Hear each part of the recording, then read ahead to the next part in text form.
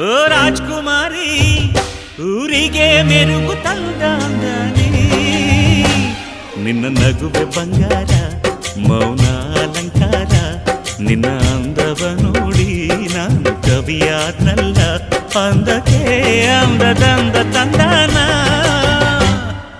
ಅಂದದ ಬೊಂಬೆಗೆ ಗಂಧದ ಶೃಂಗಾರ ಚಂದದ ಬೊಂಬೆಗೆ